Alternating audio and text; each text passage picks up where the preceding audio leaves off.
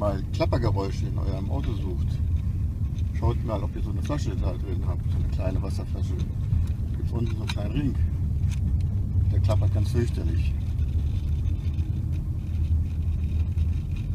Braucht ihr nicht woanders zu suchen. Schaut erstmal nach so einer Flasche.